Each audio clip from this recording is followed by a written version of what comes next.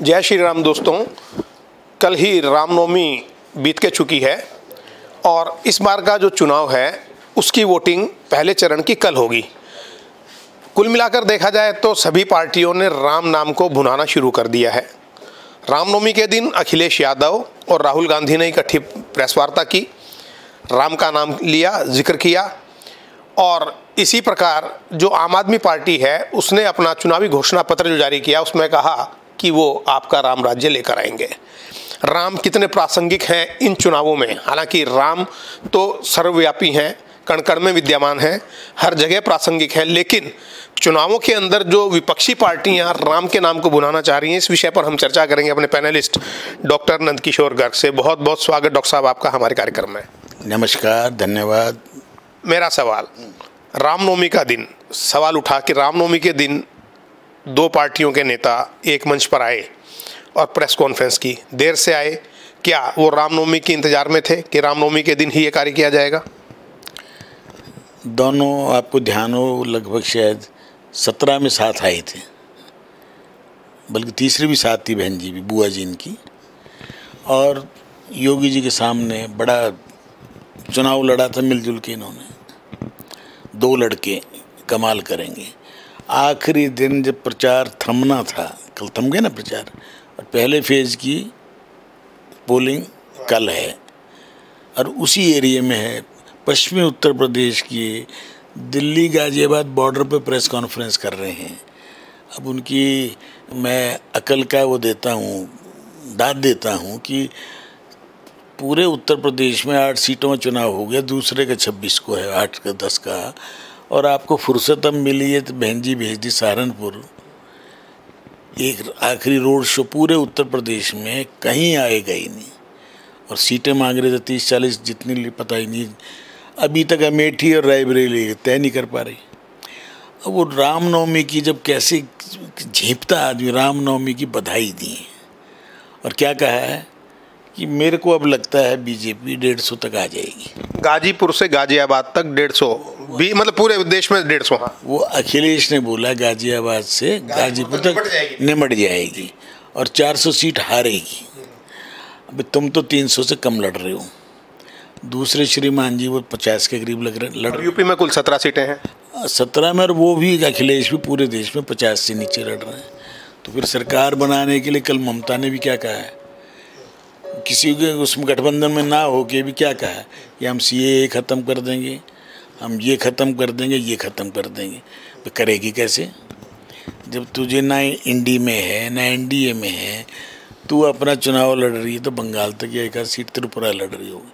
पर बड़ बोले हैं, मीडिया भी कुछ इनसे काउंटर क्वेश्चन पूछे तो बीजेपी ब्रांडेड। जैसे कल राहुल को एक मीडिया वाले ने पूछा कि आप अमेठी से चुनाव लड़ेंगे नहीं लड़ेंगे, और वायनाड चले गए। हाँ, देखा यूँ करता है, देखा ये बीजेपी का सवाल है, उसे बीजेपी का ब्रांडेड करके। अभी तू जब तेरे से सवाल पूछा ना, पत्रकार तो वही सवाल पूछेगा जो बीजेपी वाले अपने मंचों से पूछ रहे हैं, तो वो, या जो राहुल पूछ रहा है तो बीजेपी वालों से पूछेंगे।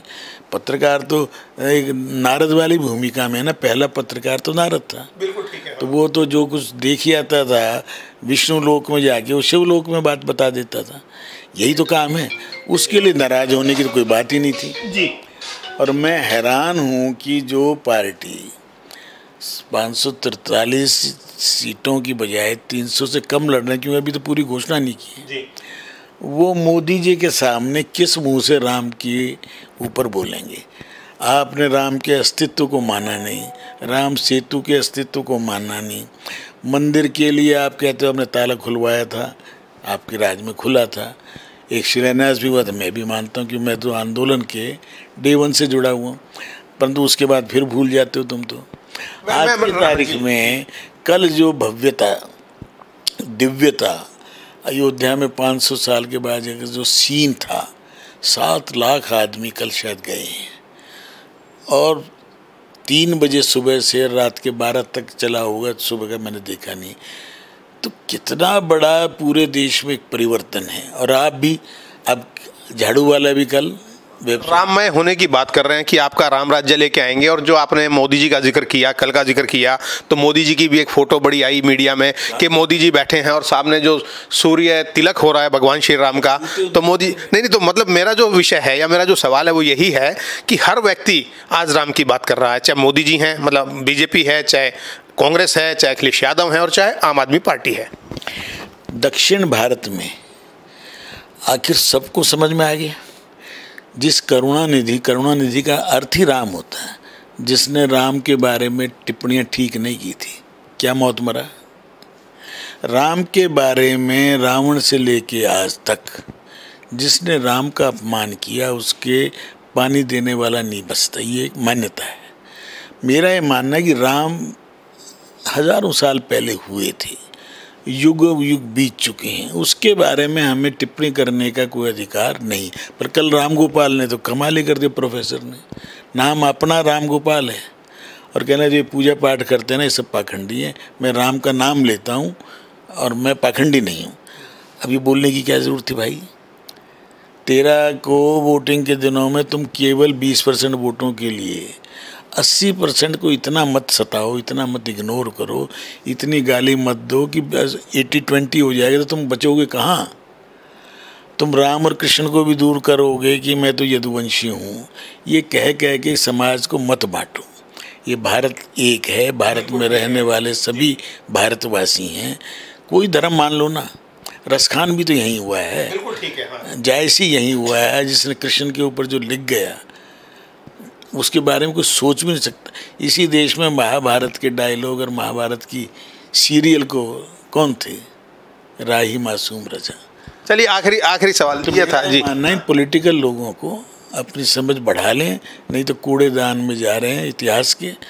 ये चुनाव 4 जून तक इतना स्पष्ट हो जाएगी चीज़ें कि इस देश में भारत के प्रति जो अच्छा भाव रखेगा, जो भारत के प्रति श्रद्धा रखेगा, भारत के क्या मतलब भारत की हर चीज़ के प्रति। तो आखिरी टिप्पणी यही मानी जाए कि आपका राम राज्य की बजाय हमारा राम राज्य आने वाला। राम राज्य की कल्पना करना कितना मुश्किल और कितना जीना। राजा को जरा सा भी शक किया माँ जानकी जो सबसे प्रिय थी, भगवान राम ने उसको वनवास भेजा तो सारा भाई सब नाराज़ थे, माँ नाराज़ थी, परंतु भेजा ना।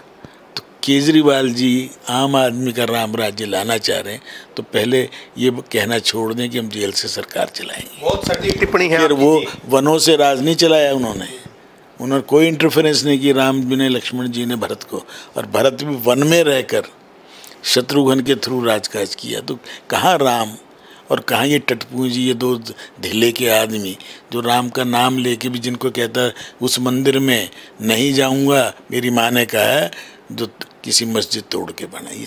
टिप्पणी न लिख, ठीक है, मैं समझ गया आपकी बात जो है, तो रिकॉर्डेड है।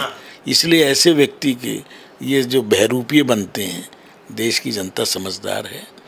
अनपढ़ बेशक थी, अब उतनी अनपढ़ भी नहीं रही, क्योंकि पिछले मैं समझता हूँ 20-30 साल में अटल जी ने जब सर्व शिक्षा अभियान शुरू किया था, आज 21 साल तक का व्यक्ति अंगूठा छाप तो कोई नहीं इस देश में।